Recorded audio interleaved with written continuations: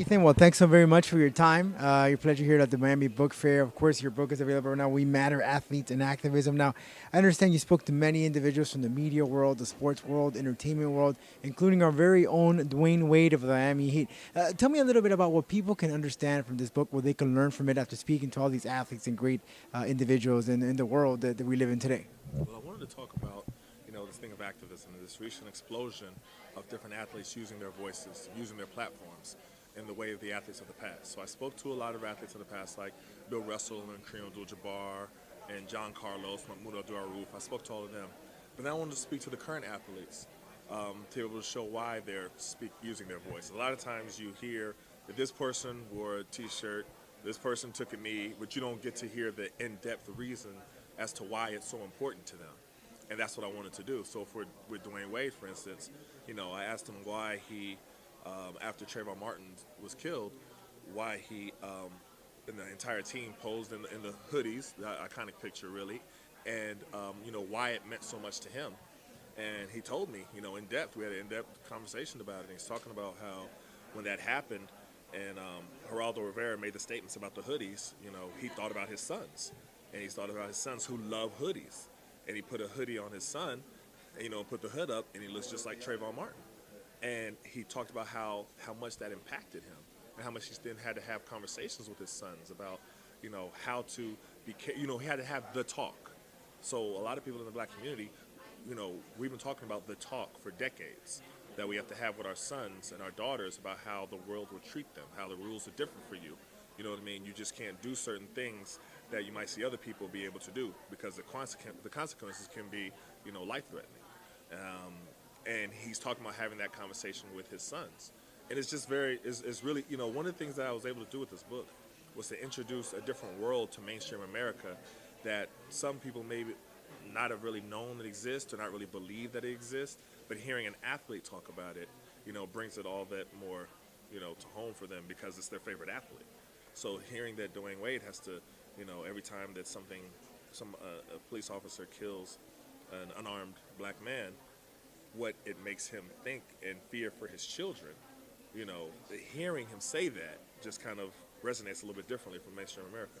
So, what was your ultimate goal with this book? To everyone, anyone of all races, not particular. What is your own purpose of the book? Things. I wanted to encourage athletes to be able to continue using their voices, using their platforms, and all athletes, and how important it is, how impactful it is, and how powerful their voices are. And interviewing these different athletes, you're able to see what they're able to do by the reaction of people, when they do use their voice, and really just be able to really encourage them. The athletes have such a powerful voice from a young age, because you have the media's attention. When an athlete says something, people hear it. And there's power in that. So just really encouraging athletes to continue using it. So, with that message, how would it go and how would it relate to a college basketball player or a college football player where, they don't have that opportunity to really speak their minds because they're still in school. They got to play a fine line. Of course, LeBron James, he can go out and say whatever, and he's LeBron James. He has that popularity. But what about a college player? Well, what would you tell him? So I used the examples of universities that were able to use their collective voices. And the thing that I saw about with universities, when you're going to make a strong stance, there's strength in numbers. So you saw like the Oklahoma football team, I think maybe 2 years ago, there was a racial incident that happened on their campus. And the entire team banded together and said, this is not acceptable on our campus. And then the university dealt with it. You know what I mean? You saw the Missouri football team a few years ago. All this racial stuff was happening throughout the campus, and the students were trying to get something done, and nothing was getting done. And then the football team got involved, and stuff happened just like that. And that's just recognizing your power, even at the high school and college level. Because if, they threatened they just threatened, they hinted that they would maybe consider boycotting the game. And then you saw things change because how much money the universities make off of the football game. So just really encouraging athletes to continue using their voices and recognize their power and recognize that, you can definitely do more collectively, especially when you're in high school or in college than you can doing it apart by yourself.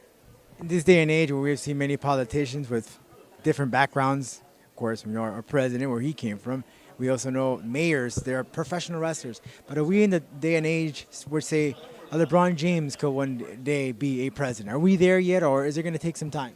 Oh no, I think we're there yet. I mean, if the current president can be president, I think anybody can. You know what I mean? I think it's sky's the limit. Anybody can honestly go for it. But it's really more about having the courage to be able to stand up for what you believe in, and that's what the whole nature of the book is really encouraging people to be able to, use their voices no matter what their voices are, no matter what the topic is. And one of the things that Kareem, who I interviewed in the book, I asked him about athletes using their voices, and he always corrected me. As soon as I said it, he was like, well, I want everybody to use their voice, not just athletes. Everybody has a voice, but a lot of people choose not to use it and stay silent, or they whisper it in small circles about what's going wrong. He's like, but you do something to actively be able to use your voice. He talked about voting. He talked about the importance of voting. He talked about the importance of around your circle, because everybody has different circles. Kareem's interview was great. I mean, he's somebody, of course, I looked up to my entire life, but it is really inspirational. Muhammad Ali, one of the best boxers of all time, and of course we understand he was an activist himself. But in this day and age, one that really comes to my mind is Colin Kaepernick, and there was always been that debate. Can't we put him in the same category?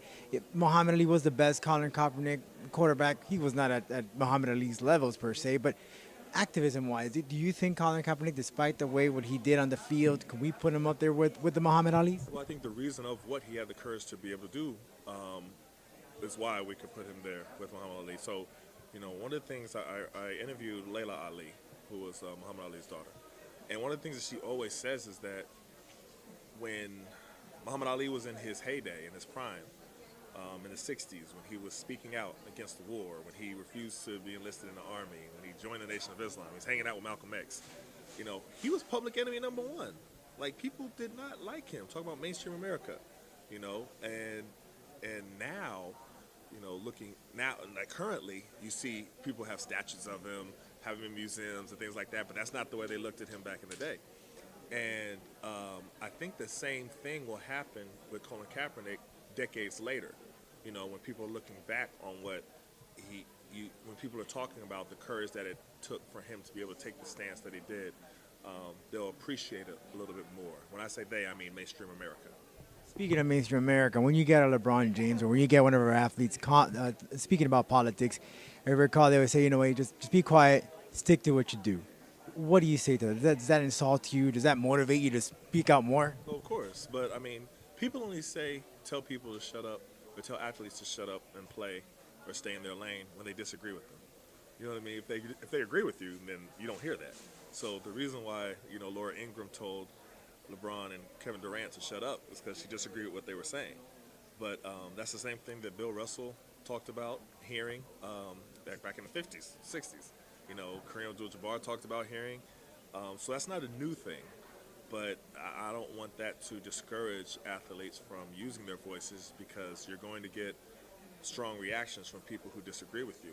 But then you're also going to be making a mark and helping a lot of people who don't have the platform to be able to say it themselves.